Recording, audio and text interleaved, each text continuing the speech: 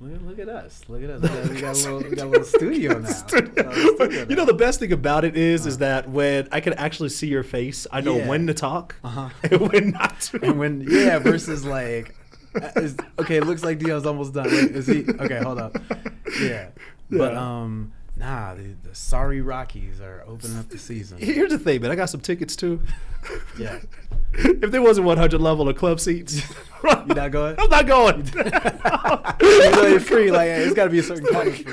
You remember back in the day with the Nuggets where they used to have those, like back in 03 before Melo? I remember. Man. I went to so many games for free, and because like no one was there, I used to walk down, basically be sitting courtside for free. I remember I got in this argument with Karl Malone because Karl Malone had these shoes that looked like they were from like 1987, and I was like, Malone, your shoes are old. Your shoes are bad, Malone. Those shoes are terrible. Who sold you those? I hope those aren't your signature shoe. And he finally looked at me and was like, shut up. And I was like, tell your shoes to shut up, Malone. They talking to me. I'm sure Malone would love to have a 16-year-old kid just yelling at him during the game. All right, man, let's get into it. Let's get into this, man. Hey, welcome the audience into the Dollar Store Boys podcast. This is our inaugural episode here in the studio. We in the stew. We're in the stew, baby. We're in the stew right now. Yes, sir. Listen, but the Dollar Store Boys podcast is all about helping you with your finances, right? We're not just coming on here telling you to save. We're helping you understand how to save, right? How to invest, how to budget, how to grow generational wealth. And we do that all learning from our experience. So we're not just telling you, here's what you need to do. We're talking about how we grew our wealth because, we grew our wealth shopping at the dollar store. Yes, sir. I am Dion Rabouin. I am a retired financial journalist, covered markets, the economy, investing for more than a decade at places like Reuters, Yahoo Finance, the Wall Street Journal. And that experience helped me manage my own finances and my own wealth and invest and build a couple businesses. And now, I'm retired early. And so part of what I love to do is spread that knowledge and spread that, that information that I was able to gain over those years on to others.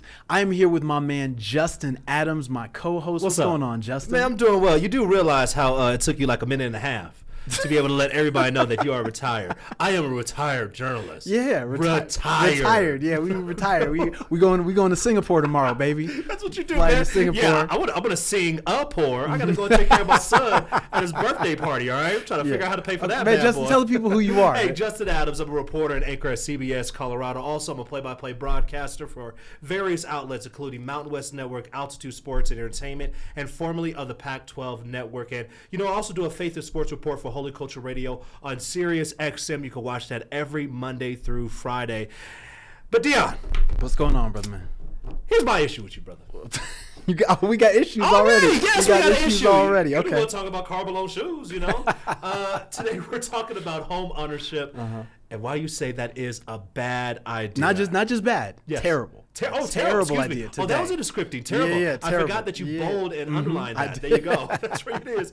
All right, Dion. What's going on, man? Why is this a bad idea? Okay. Well, listen. We're not just gonna argue. We're actually gonna get into some main topics, right? So we're gonna talk about. I'm gonna tell you the truth about home ownership. We're gonna explain some of the hidden costs that banks and some of these other folks that are making a lot of money off of home ownership aren't going to tell you about and don't want you to know.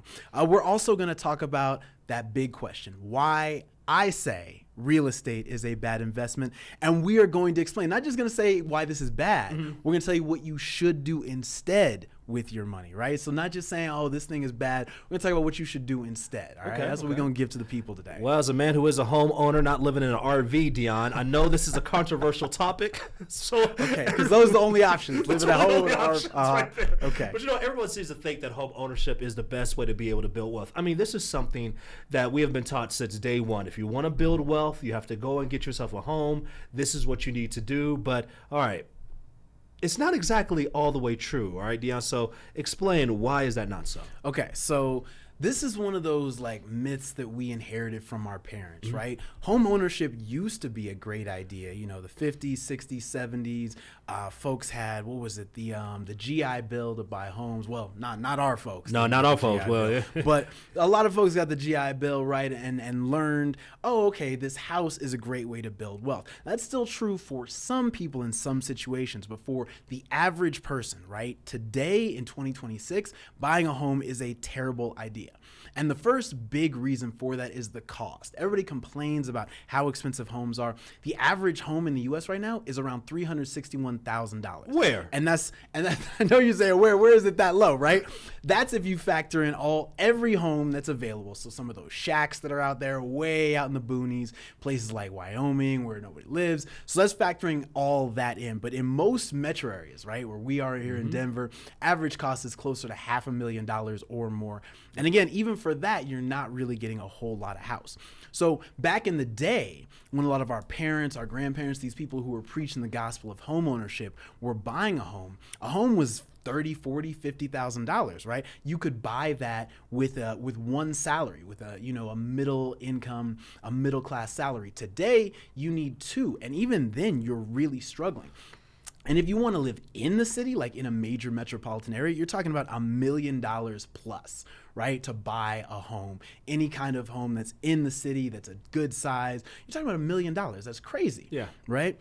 So, and this huge increase, this doesn't happen just in a vacuum or this, a result of natural market forces. This has been a result of government policy, particularly the Federal Reserve, which is not a government institution, right? The Federal Reserve buying up mortgage-backed securities, pumping trillions of dollars into the economy and boosting home ownership, right? For not individuals, but for businesses, but for investors, but for money managers, right? And so real estate, because of what the Federal Reserve was doing, bonds and money markets and things like that, where you could safely park your money, those offered no yields. So these big asset managers and fund managers and these folks with billions and trillions of dollars, they said, well, we got to buy homes. That's the only place where you can get some yield with low risk. So they started buying these up. And then as they're buying up, that pushes the price up. And so the price has just gone up and up and up and up and up. And as prices got more and more expensive, well, now as a regular person, you can't buy a home outright because who has $400,000, $500,000, $600,000, $700,000. So you have to, what do you have to do? You have to go get a mortgage. Got to go get a mortgage. Got to get that 30 year. And then you have to deal with PMI as well, right? Because generally you're not going to have enough to have that 20% to put down. Like, for example, you say $400,000 home, you're talking about have to put down $80,000. Or if you're talking about just the average, $500,000. Who has $100,000 just laying around? Who does?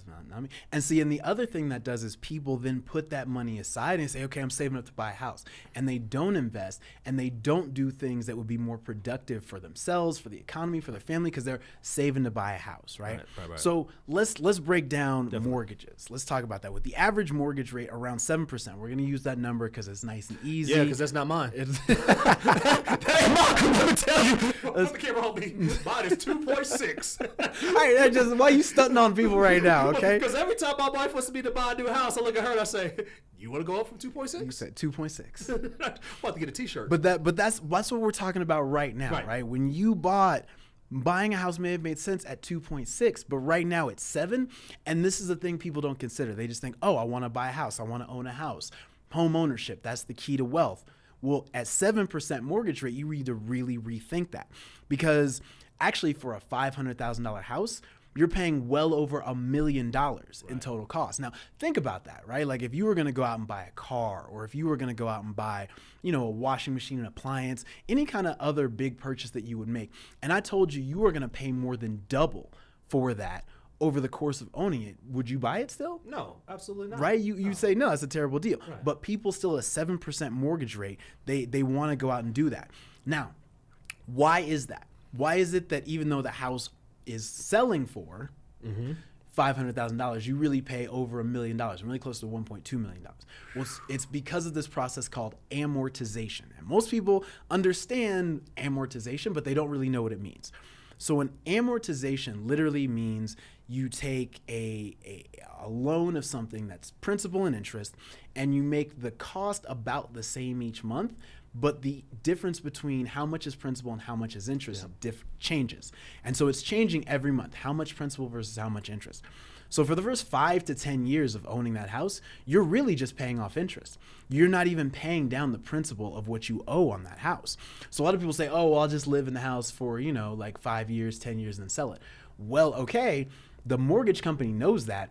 And so they've backloaded how much that you're paying. So all you're doing in the first 5, 10 years is paying interest, right? And so you still owe most of that $500,000 after those first 5 years or 6 or 7 years. And then at the end of 30 years, let's say, okay, well, I'll beat them at their own game. I'll stay in it for 30 years. Well, at the end of 30 years, you've paid $500,000 for the house, and then you've paid about $700,000 in interest. So you paid $700,000 just to be able to buy the home. Again, that's what we're talking about when we talk about interest rates at 7%. That's how much of a difference it makes. You are paying more in interest than you are paying for the actual home itself, and significantly more. Yeah. So would you recommend, because one of the things that we've done is go to a 20-year mortgage. Rather than a 30, go to a 20-year mortgage. Would you recommend, if you can, because a lot of people can't do it. Yeah. I mean, it's just a reality. If you could go shorter than a 30-year mortgage, would you recommend someone doing that? So again, what I recommend is not buying a house. Well, remember, that's what I recommend, not buying a house. But no. So here's the thing about a 20-year mortgage. It's better in some respects, but you talked about how some people can't do that, right? Well, some people can't do it because it's a higher cost. The monthly cost is higher because you're paying down more. Now, it's still amortized. So again, for those first 5, 6 years on a 20-year or even a 15-year, you are still paying mostly interest. The mortgage company is going to get theirs. Yes, they are. They are structuring these packages so that they get paid, so they make the most money. That's why you've got things like mortgage-backed securities and CLOs and all those things that were a big part of causing the mortgage market crisis or the mortgage meltdown or the global financial crisis, whatever term you want to use. Just a bad day. How about that? A bad year or two. Bad year or two. Yeah. And here's the other thing with that, right? So whether it's a 15-year, 20-year, 30-year, you are taking a huge risk. A lot of people have this idea that buying a home is a safe way to build wealth. It's safe. It's the best thing you can do. It's not safe at all because you are taking on a ton of debt. Think about that. If you put down, the average person puts down 10%. The average home buyer in the U.S. puts down 10%, right? So if you put down 10% of this, $500,000, $500,000, that's $50,000. So you put down $50,000, and let's say you lose your job, right? And as it happens to, we know the economy's tough, right? And you can't make your payment for 3 or 4 months, and you get foreclosed on. That whole down payment you paid is gone, right? Not only is all the money you paid gone, right? But you still owe that $500,000 or that $450,000 now that you bought the house with, right? You still owe that. So on top of that, your credit's going to get destroyed and ruined, right? So you get that foreclosure on your credit. That's on there for 7 years, and you're not going to be able to do anything with your credit. That's a huge risk. So your money's all gone. You owe $500,000 almost, and your credit is ruined. You can't borrow anything. You can't build a business. Everything is ruined. Versus compare that to investing in the stock market, right? Let's say you put $50,000 into a stock and it goes in the tank and you lose all your money. Well, that's it. Your money's just gone. That's true. You don't owe any money, right? You don't owe $500,000. Your credit's not ruined. The money is just gone, right? So if for any reason you can't keep making payments, that's also why I tell people, don't make extra payments on your mortgage if you do have one. Don't, because people will put $500, $1,000 to their bank or their mortgage company. Don't do that. And the reason I say it is because put that in a high yield savings account, and now that's your money. What were you gonna say? Well, no, to your point, because that's one of the things that's really tempting, right? It's very tempting to say, hey, let's go put extra money on there. And it's really fun to even look at. So we have a calculator for our mortgage where you could be able to see like, oh, okay, if we put this much, then we could save this much money. And oh, by the way, we'll pay it off on this date. But one of the things that are very dangerous when you do that is not only investing. If you don't have 3 to 6 months of an emergency fund, Right. I mean, we've seen so many people have lost their jobs within the last year, this year so far. Yep. And if you don't have that put away and you say, hey, we're going to make those extra payments, to your point, let's say that you do get let go, all your emergency is gone. Oh, by the way, now you look and say, well, what do we have to fall back on? Right. Either you have to do a short sale to try to go and sell your home as fast as possible, or you're just stuck and you're going to be foreclosed upon. Exactly. And you better hope that the real estate market isn't what it is right now. It's a buyer's market. Because I see all kinds of houses sitting out for sale. We were just driving down the street. I saw house after house after house for sale. Spot on. Better hope it's not that kind of market and you can't sell it. Spot on. But then the other thing, to your point, Justin, when you send that money to the mortgage company, right? Every month I've been sending you an extra couple hundred, 500, 300 or 400 here. When you say, hey, mortgage company, listen, I've been sending you all this extra money. Can I have some of that back now? Because I just lost my job. No. Hell, not just not, but hell no, you can't have none of could I get a break on this mortgage? Hell no, you can't get no break. I need my money. I need my money. ASAP. So even though you've been putting money towards this thing steadily every month or every other month or whatever you've been doing to try and pay it down faster, that still does no good for you if you start to fall behind or if you lose your income. So you want to pay yourself so that if anything happens, you now can go to your money that you've got put away that's been growing, right? Because you're investing in either high yield savings accounts or U.S. savings bonds or U.S. government bonds, something that's low risk, right? That's keeping your money, that's growing your money. But that's yours, and you can use it for whatever you want. So if you don't have anything bad happen, well, you can say after 10 years, okay, I've put away this extra $200,000. Now we can go pay off the rest of the mortgage. Or instead, maybe I want to go buy another house, an investment property, a rental property, or I want to go put that in the market. But you get to decide versus when you send that extra money to the mortgage company, they decide. Yeah. Let me quickly, because I want to make sure we move along, but I had a family member who had a mortgage and then had an adjustable rate mortgage. And so it was at one rate, and then it adjusted to another rate. Now, he was very well to do. Him and his wife have done a fantastic job within their careers. So he took money out of his, I think it was either his 401k or he took it out of his stocks, and he just paid the rest off. And so what do you think about that? Somebody making that decision, saying, hey, you know what? It's going to adjust to something where I have to pay extra hundreds of dollars or thousands of dollars potentially, and I'm just going to pay everything off. I still have a little bit of time left in my career. What do you think about that? So that can be a good strategy because, again, you're paying yourself first. You're not paying, and that's why I say, 15, 20-year mortgage, I don't know if I recommend it. You can, but I would say you want to pay the mortgage company as little as you can over the course of the mortgage because, right, there are going to be all these other costs that are going to be there that you're going to have to deal with that aren't on the bill that you get when you buy that house. Spot on. All right, now we talked about the hidden cost, obviously, of having a mortgage, home ownership. But again, there are more hidden costs that we don't see. As a homeowner, there's a lot of costs that I do see. Let me tell you, I see them all the time. Walls, drywall, sink is leaking. You have to go and buy just regular necessities just for the home. Okay, break this down because what are all the other different things that we don't see when you have a home? Right. So again, the thing that most people forget is like a real estate agent wants to be like, hey, I'm your friend, I'm your buddy, I want to help you. I want to help you grow generational wealth, build for your family. The real estate agent is not your friend. The real estate agent is trying to sell you a product.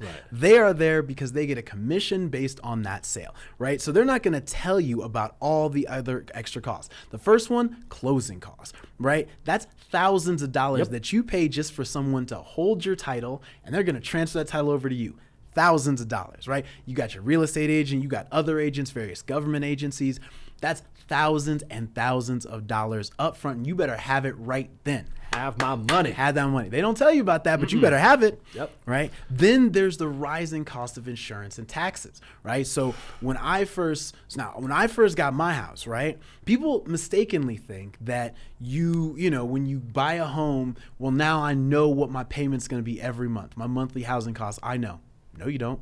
That cost can change every single year because your insurance costs are going up and your taxes are going up, your homeowner's insurance and your property taxes, right? having a home does not mean that your costs are stable. So think about, like, for me personally, I had water damage in my house because of the previous owners. They misinstalled a dishwasher, and that leaked through to the basement. And then I had to, get my insurance to pay for fixing that up. Well, what does insurance do when you actually use the insurance? They go ahead raise those rates. They baby. go ahead and jack those rates all the way up. Baby. Jack them all the way up, right? And the same thing with property taxes. As my neighborhood has gotten better, which is nice, well, those property taxes go up and up and up. You got to do the updates right there, man. That's it, man. Get the prices going up. The prices going up, right? So again, and you think about. That's not something that they tell you about when you first get the house. They might factor in, well, here's the average. Well, the average is the average. And again, your cost, those are the average for now. 5 years from now, 10 years from now, it's going to be higher on all those things. May I also add that they don't also add when, we live in a new subdivision. So, hey, you got to go get more water to those new homes, too. That's going to cost a little bit. Oh, and by the way, you might need new roads for the infrastructure because you can't have 2 single, lane roads. You got to go get at least 2 now because there's more people that live in the neighborhood. So, hey, we got to go and pay for that, too. And, oh, by the way, hey, don't you want a grocery store? Don't you want... It got to come from somewhere. Got to come from somewhere. Right. And so, definitely your property taxes just continue to increase. And we're not even talking about moving to a different area because of school zones. Right. Right. You want a better school zone? Well, it's going to cost you some money, too. So you have a lot of different reasons. And then there are just those little things, right? Like, let's say you need to fix your fence. Let's say your roof is old. Let's say you need to do new insulation, water heater. Let's say something like, and then I had a thing where my basement flooded. So now I got 2 water damage claims. So you can know my insurance costs. Get that right there. There it is. Get going that up, thing up. Going up. Right. And then you got plumbing, electrical work, like all these things. These are hidden costs that you, as the homeowner, are responsible for paying. And there's also all these other fees, structural fees, drainage fees, stuff that no one talks about. I remember getting the bill like, what is this? I pay my property tax? Yeah, that's not your property. That's some other taxes that we didn't tell you about. Right? Ask any homeowner, and they'll tell you the cost of repairs is one thing, but finding someone to do the repairs, Lord, right? I'm just laying back on Sean Allen, man. There's great light in this room, by the way. But like finding someone to do those repairs, and then you find someone good and you want to hold on to them, they say, okay, well, it's going to be an extra, $500. And let's just say you want to go and get your backyard taken care of. Not saying that this is happening right now. Not saying that this is happening but you right want to now. go and, hey, I would love to get a new deck. Well, that's going to cost you some money. Yeah. Independent contractor that hopefully does great work that you trust or that you find, right? And that's to be warranty on their work, right? Yeah. So there's so many different things that happen when you have that home ownership, and all these other different hidden costs. We're not just even talking about, well, if you want to get something to eat. I know you're hungry, right? Yeah, I might be hungry. Microwave costs you some money. You know that, right? And the stove, you kind of need to go make sure that's right because those break down too. And by the way, you want to keep that water cold. You need some ice because I remember when our refrigerator broke down, we had to literally buy a new fridge. Yeah. And it costs money for somebody to come out and just to take a look at your refrigerator. Oh yeah, they got to look at it. They charge you that that inspection fee or that coming to the door fee, whatever it is. It's a BS fee, but I got another word for it. It's a my time is valuable fee, so you don't pay it fee. Yeah. And listen, this is the kind of thing that like lenders aren't going to tell you, that your real estate agent isn't going to tell you. These are all these little costs that, again, when you rent, someone else takes care of all those things. Yeah. I tell you, I rent out my houses. I take care of all those things for my renters. They just, hey, Dion, man, this is the fridge broken. We need a new one. Oh, Lord, that's $1,000. The dryer broken. We need a new one. Oh, that's another $1,000. Oh, my goodness. And that's, again, you as the homeowner, that's your responsibility. Yeah, just wait till it's your kids. And that's the reason why stuff is broken. Yeah. It comes with a belt, I'll tell you that. What happened to the bar? You put your diaper in there? You don't even wear diapers.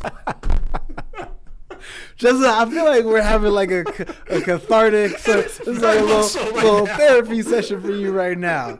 So let's get back into it. Let's get back. You were gonna. So let's talk about this from an investment perspective. Yes. Right. Okay. So we talked about all the hidden costs, right? But then, what's the other thing people say?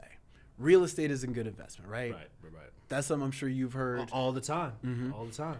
Actually, real estate's a bad investment. And so what what people don't understand is when you track, and people have tracked this, we've got data that shows how much prices appreciate. And we went through, 2021, 2022, 23, when prices were just going crazy, right? But now what happened last year, right? Prices went down. We're not seeing that appreciation coming back. Over the course of time, over the last 100 years, home values have increased by an average of 5% a year. The stock market has increased by 10% a year, over 10% a year. So that's double. So when you talk about, well, what's a good investment, where should I put my money? Real estate actually, just as a straight investment, performs very poorly. Back in the day, back in 2023, you could get a high yield savings account that was paying you 5%. Yep. No risk, no maintenance, no fees, none. Just put your money in the bank and you get 5%, right? Government bonds. Right now you get a 10-year government bond. They're paying about 4.7%. So 5% really is about a risk-free rate. And you're buying something that, as we talked about, has huge risk, right? That comes with a lot of extra time, a lot of extra headaches, and a lot of extra costs.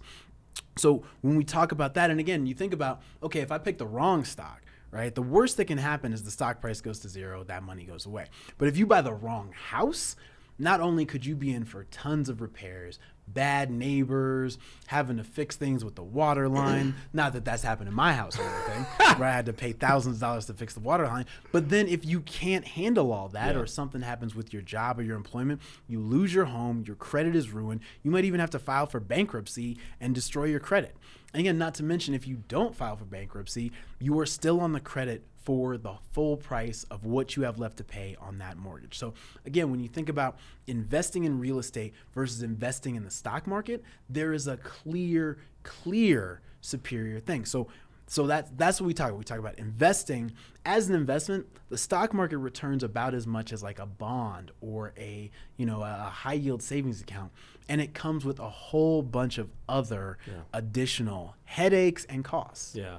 So now that you have crushed my my childhood dreams, all right, what should people do? Because obviously, here's the thing, and the reality is that a lot of us are products of what we have been birthed into, right? We have been, in many respects, groomed, to use that word, from day one. It's the American dream.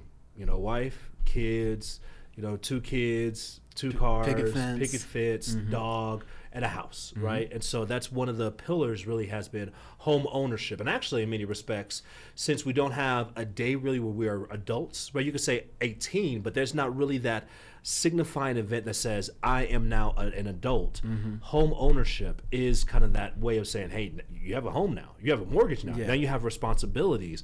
So now that you talked about the dangers of home ownership, what should people do? So the smart thing to do is rent a place, whether that's a house, an apartment, a condo, and then invest that extra money.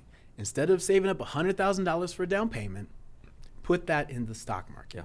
And that extra money that you're saving by renting, right? By, again, living in a neighborhood you like that's close to work, right? I just was talking to a guy the other day. I went to this conference, and this guy told me he works in LA. He actually works in Santa Monica, but he lives up in Antelope Valley, which is an hour and 45 minutes on a good day outside of the city. So he is commuting an hour and 45 minutes on a good day each way so that he can own a home. Wow. Right? You think about that. No, live next to your job. Live next to where, is nice, where things are that you want to go to. And then put that extra money that you could be putting towards a mortgage or towards a down payment, put that in the stock market and invest. The stock market is lower risk and higher reward. I know that messes with people thinking, they're like, wait, no, I heard home. No. Data tells us, the numbers show us that investing in the stock market is lower risk and has a higher reward, right? That's the real smart thing to do. Rent, have a place, again, in the city and somewhere near where your job is, where your work is, where your friends are, not living all the way out there in the boonies where you can, quote unquote, afford to have a house, right? Rent your place, take that extra money and invest. And it's important that you do both, because a lot of people talk about home ownership versus, is a better investment than just putting my money in my mattress. It is. It is better than just putting the money in the mattress or going out and blowing it, but it's not a better investment than renting, taking that extra money and putting that in the stock market. I think one other thing too is that as you talked about the extra money that you do save, you have to be very careful of the lifestyle creep, and that's something that we're going to talk about in another episode for sure. Because look, there are going to be changes in my family's life. Childcare, number one, is going to go down. My daughter Brooke is going to be able to leave childcare. We're going to get some nice chunk of change. Yes. And it means we can actually send the 100 level at a Rockies game. But with that, there's always that lifestyle creep, right? It's like, hey, I have this. So you live next to your job, you live next to your friends, and you may say, hey, I have this extra money. I'm going to blow it rather than invest it. Don't blow it. You got to make sure that you go ahead and take care of your business. That can be, maybe that's the new adult thing, right? Like, look at my brokerage account. Look at these stocks I got. Go around, you got your brokerage account. Maybe that's the thing that makes you a grown up, like a real grown up. Now, Dion, there's one other thing though, because you mentioned this earlier. You're a homeowner yourself, not one, multiple. Okay. We say that multiple is two. It's not like it's six.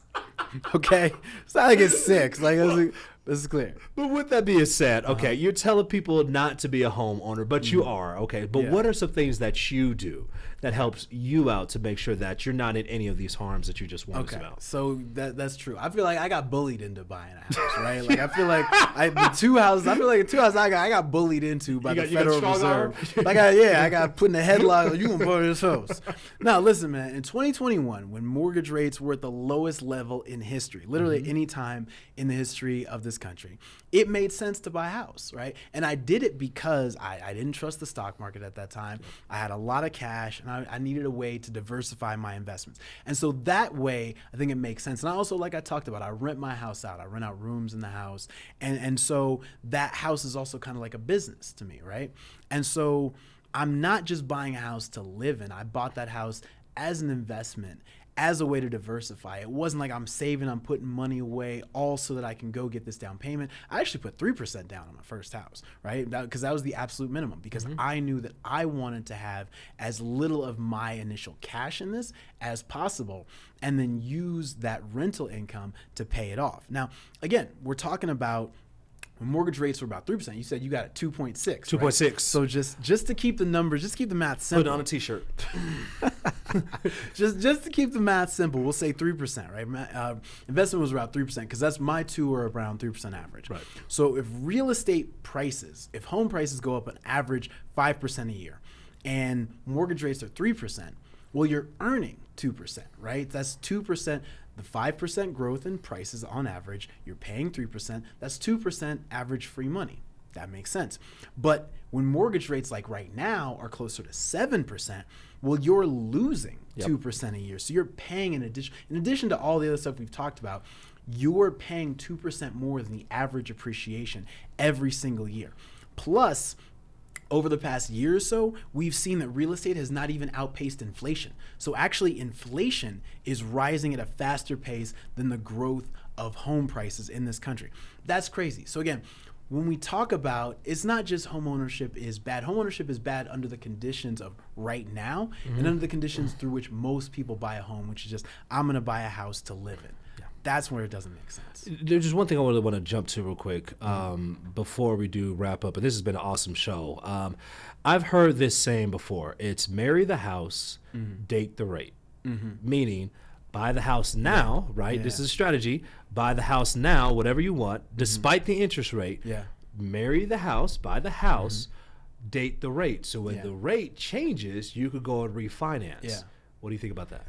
Well, so as someone who bought when rates were about 4 or 5%, how they feel, right? And before rates spiked up in 2023, and now they're stuck in that 4.5% rate. They'd love to date another rate, whether they bought at 5 or 6%, but rates are higher than that now because you can never be sure. I remember when people were telling me this advice previously, like when I got my house at around 3%, they were saying that same thing.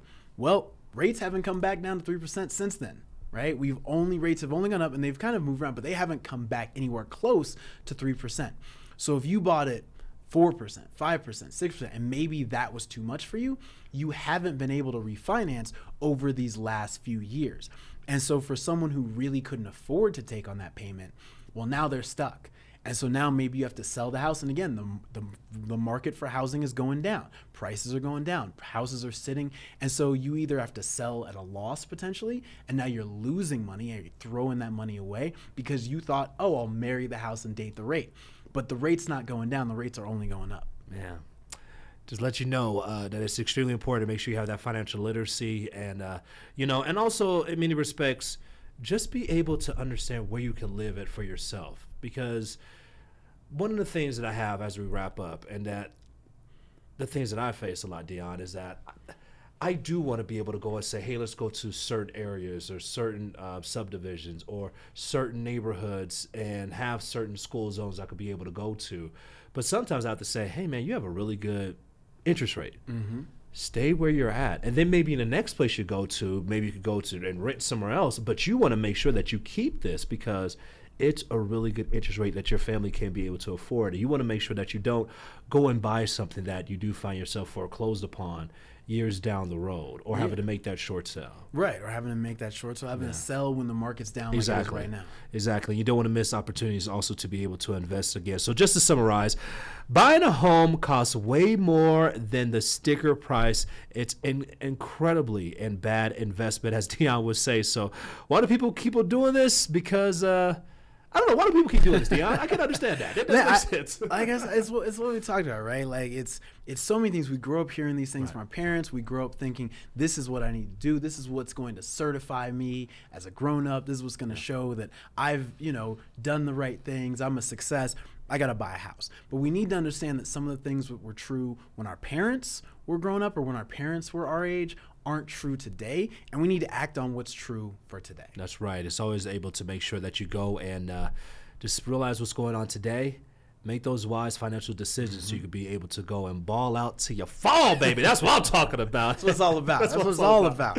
With that being said, that's our time. This has been another edition of the Dollar Store Boys podcast. Again, for my brother Dion Rabouin, I'm Justin Adams saying so long. Thank you so much for joining us. And don't forget this. Always like and subscribe and share our podcast. And let us know in the comments section, hey, what do you want us to be able to talk about? Because we'll definitely love to bring it to you today. Until next time, God bless. So long.